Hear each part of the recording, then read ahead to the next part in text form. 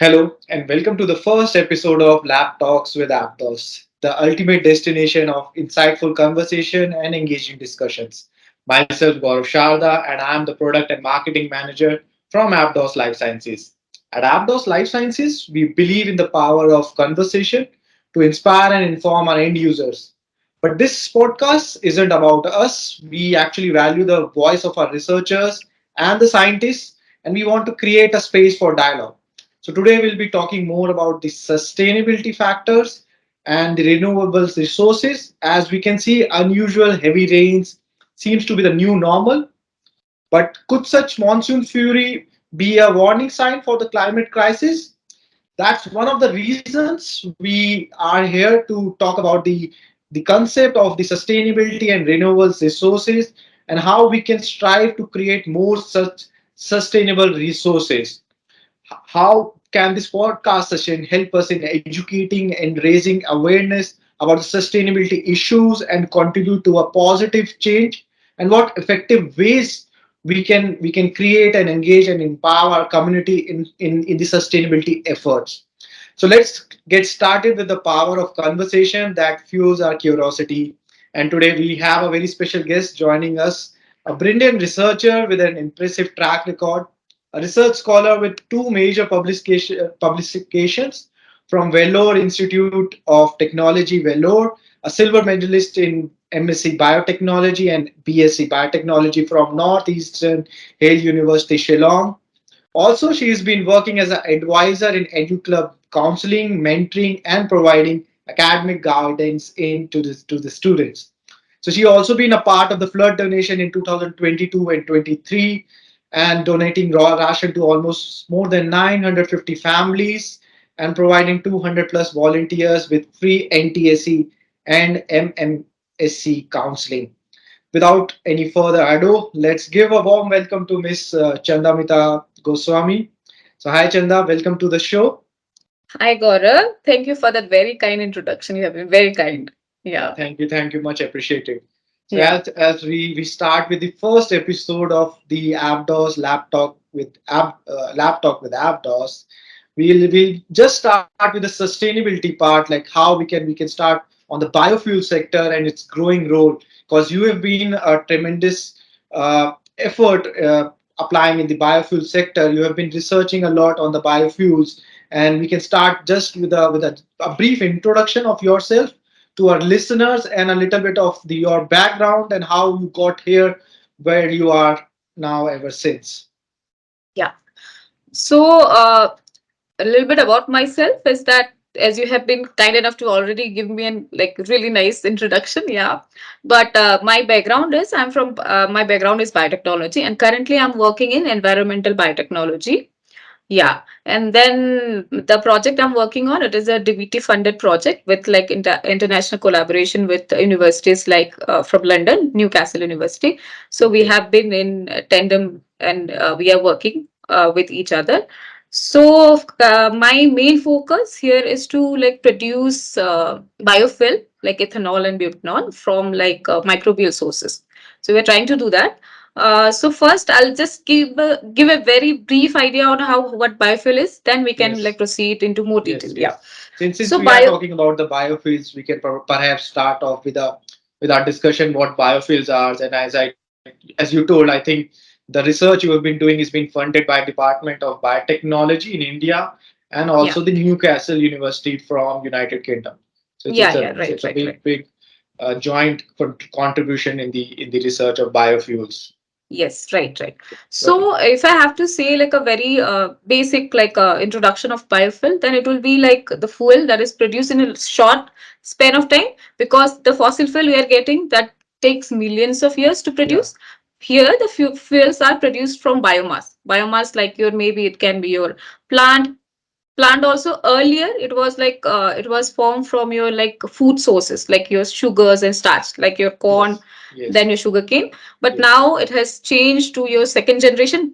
The biofuels that are produced from your food crops are called first generation. Then came second generation where the fuels are produced from your non-edible part of the plant, Okay. generally lignocellulose. Oh, But the problem with that is that your lignocellulose contains lignin, so to break down that takes another step. Like you will need to do like other like physical treatments, chemical treatments to break it down, then it will be converted into biofuels. So to minimize that, and also you have like issues with like agricultural land competition, all these things comes. So then it came down to your third generation fuels, like mostly from your alga or your microbes like bacteria. And my Okay. core is now, since I'm also under that category, I'm working on third generation fuels, and the Okay. products I'm like focusing on is ethanol and butanol. Yeah. Okay. So can you just elaborate like what ethanol and butanol is all about? Like Yeah. its Yeah. composition and how we can use it in the biofuel.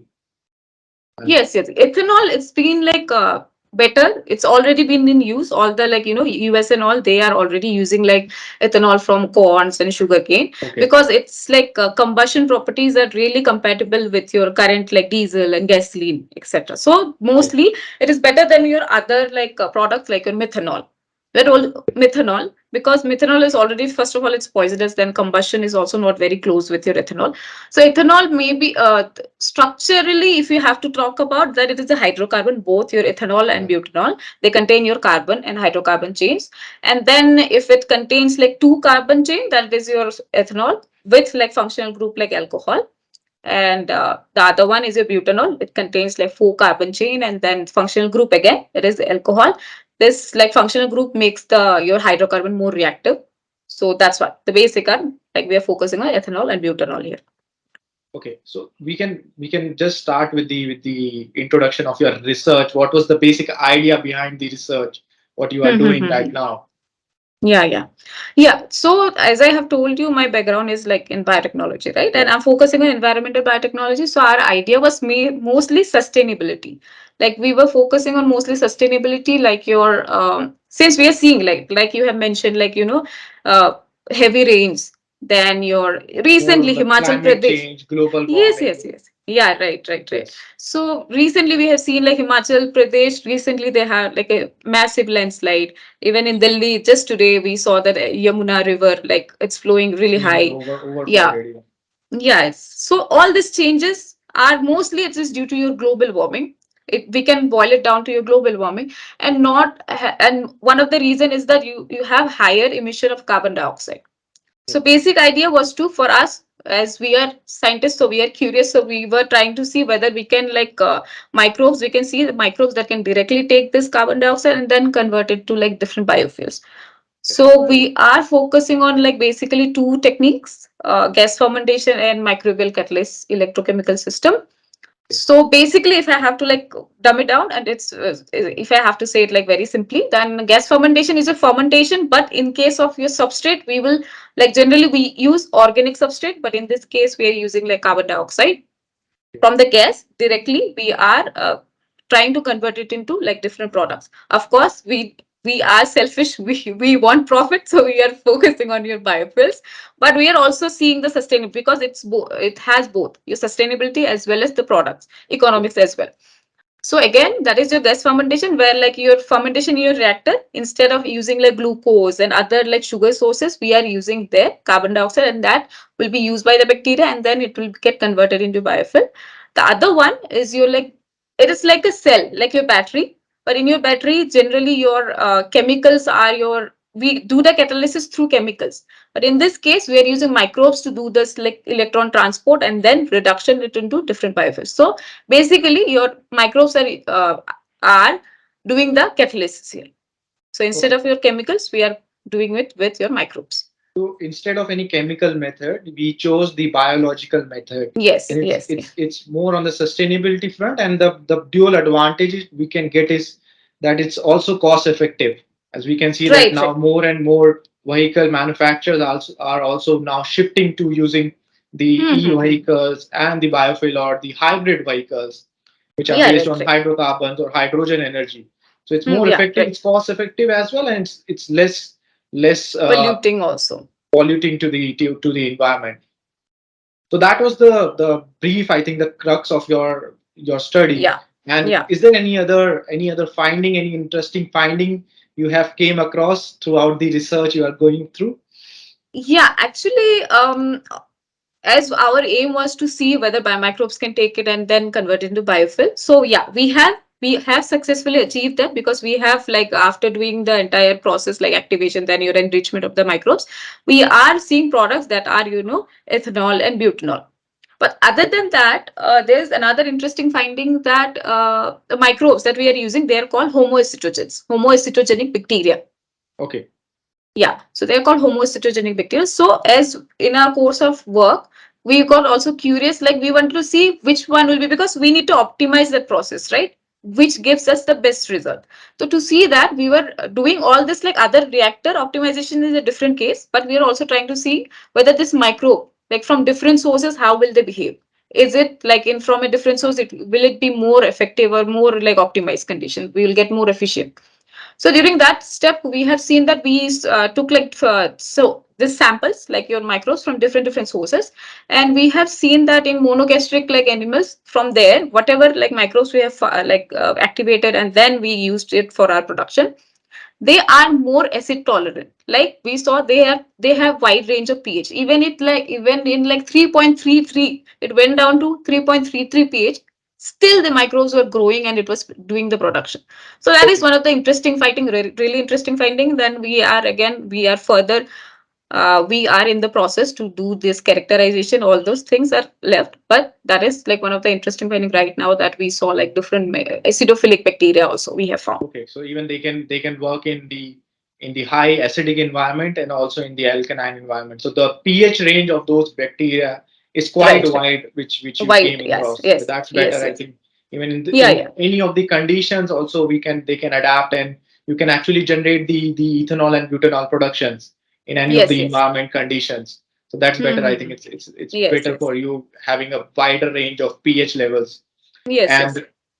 And probably what will be the what next steps are you planning for your research, and what significance will be it will bring in the upcoming era, like the Yeah, biofuel era.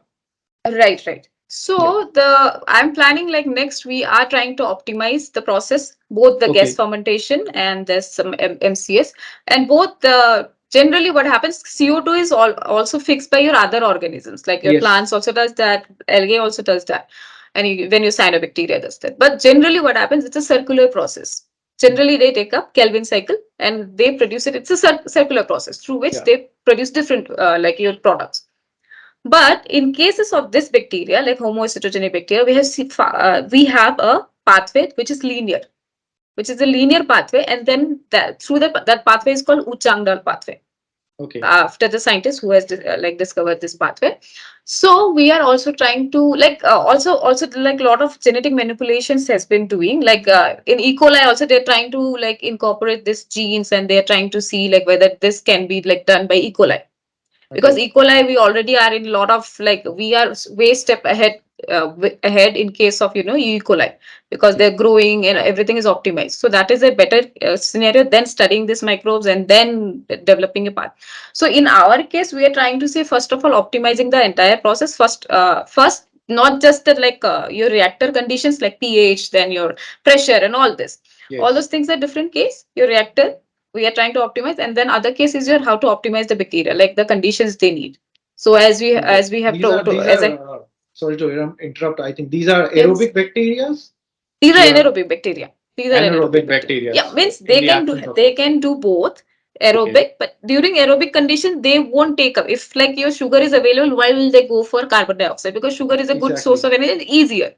Yeah. So, Exactly. but we have to train them. Like we have to deprive them of sugar, and then we have to give them Okay. CO2. So Okay. that's how they get used to their this conditions, and then Okay. they will go ahead with So this you have to conditions. manipulate the pathway so that they can go for the anaerobic instead of the Yes, aerobic yes, they pathway. have the pathway, but of course, if glucose is there, why will they go for CO2? Exactly. Easier energy source, so they will Yeah. definitely go for your glucose. So we are trying to do the optimization. Second, we are also trying to do scaling up. So whatever it's a lab scale. So far, whatever we have got the products, that's in lab scale. So we are Yeah. also trying to see whether we can go it for larger Pilot scale. pilot scale Yes, or industrial scale. pilot scale we are trying, and also we are trying now currently we are using like very pure like CO2, but we are also trying to see like your waste industrial waste gases, because it will have a lot of mixture, not just Yeah. CO2. So if Yes. they can directly take that up and then do the production, then that will be more environmentally friendly and as well as sustainable. That will be a great thing. Yeah. Yeah. So So that's just what. And yeah. Yeah. Yeah. Continue, please. okay. Also, we are trying to do the techno-economic part, like how it will be profitable in the market, Yeah. or like Yeah. circular economy. It's not just like if like there are other processes like a physical or chemical, where you can just store it in like abundant mines, or you can do it in the like inject it to the ocean floor. But what happens is after some time, you are just storing it for not permanently, temporarily you are storing it, and it's not giving you any use. But in this that is your generally linear economy. It's not like it's not giving you any like uses also, and then you have temporarily storing it. But in our case, we are focusing on circular economy, means reuse, and then it will get recycled. It will go to your like industries. Then again, it will be released back to your air. So we are trying to do a circular economy concept so that it gets reused and recycled. Okay. So if for your research in particularly you are inoculating a particular microbial strain for a microbe, or it's a journal one. Currently, we are not specifically. We are in the like near future. We are also planning to like isolate these microbes and see what they are. But currently we are, because it has to be sustainable. No, pure Yeah. culture is difficult Yeah. to maintain. So we are trying to see what bacteria that are already capable. It's already present in the natural environment. So it Yes. doesn't need much conditioning Yeah, so that that it will was the be cost basic effective. idea, that Yes, yes. if we can inoculate, if the microbes which you are working on in the journal environment, in our industrial waste, or even in our waste which we are getting from our household, so from those if we can inoculate, that would be very much beneficial on a wider scale, so that we can get a Yeah, right. better yield of the biofuel production. That was the idea which Right, that's right. why I asked you. Yeah, yeah, yeah. Because like if it's like more specific, maintaining them in pure culture will be difficult. Of course, the product you will get more. Of course, the Yeah. product, because it's a particular strain, pure strain. But Yeah. if it's a mixture, you might get like a different product, unwanted product as well. But your cost will be like cut down a lot Yeah, in this first we have case. to, I think, Yes. first filter out the unwanted microbes and the wanted ones which are required for the Yes, biofuel yes. production Hmm, hmm, specifically. hmm. We have to Hmm, filter hmm, all hmm. these out and then go for Yeah, the yeah. ethanol And and also butanol while production. doing this, bicarbonate means when you are introducing it to CO2, it's already gets like, streamlined, because only those bacteria which are like capable of taking this and producing, they can incorporate in their metabolism. Only those will survive here. Those bacteria which solely depends on glucose will not be surviving in this environment. Oh, great. So I Yeah, think yeah. that would be very much beneficial for the team. Yeah, yeah, yeah.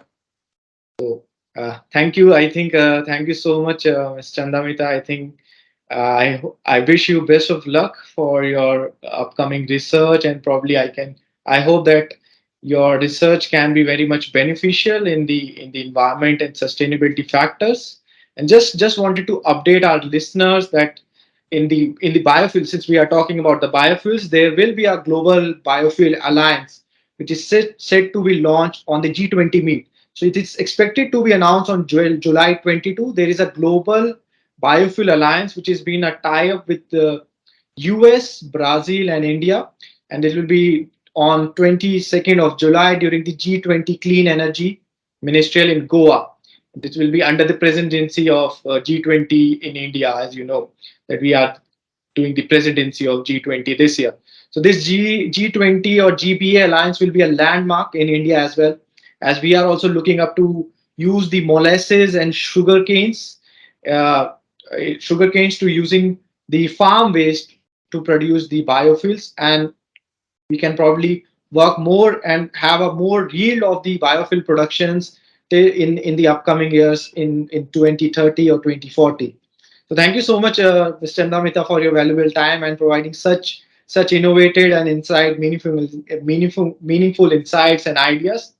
And I'm Thank sure you, Gaurav. such information will pave the way for the future opportunities in the life science community. Thank you so much for your time, and Yeah, thank you, probably Gaurav. I had a lovely time here.